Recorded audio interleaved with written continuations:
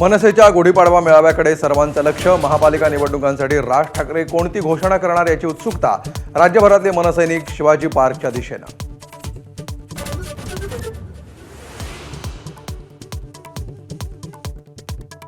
नागपूर दौऱ्यात पंतप्रधानांकडून राष्ट्रीय स्वयंसेवक संघाची स्तुती, स्वतःचाही स्वयंसेवक म्हणून उल्लेख, संघाच्या माधव नेत्रालयाची मोदींच्या हस्ते पायाभरणी।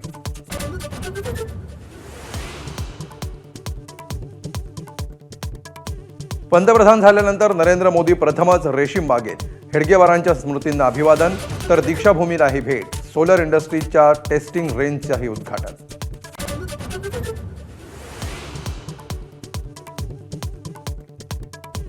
छत्रपती शिवरायांचा अवमान करणाऱ्या प्रशांत कोरटकरची न्यायालयीन कोठडीत रवानगी, वकिलांकडून झालेल्या हल्ल्याच्या पार्श्वभूमीवर सुरक्षेत वाढ, जामिनावर 1 एप्रिलला सुनावणी।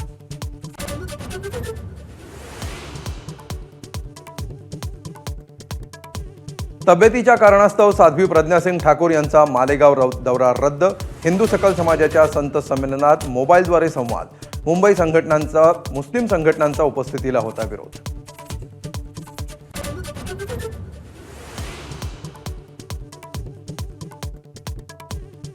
नाशिकमधील संत संमेलनात गाजला औरंगजेबाच्या कबरीचा मुद्दा, कबर हटवल्याशिवाय औरंगजेब मरणार नसल्याचं काहींचं मत, तर रायगडावरील वाघ्या कुत्र्याच्या मुद्द्यालाही हात।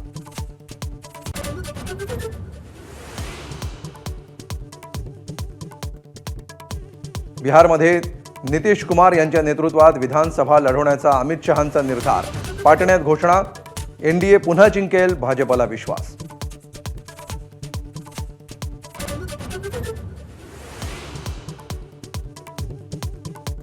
राज्यभरात गुढीपाडव्याचा उत्साह, विविध शहरांमध्ये पारंपरिक शोभायात्रा, नाट्य सिने कलाकार आणि नेते मंडळींचाही सहभाग।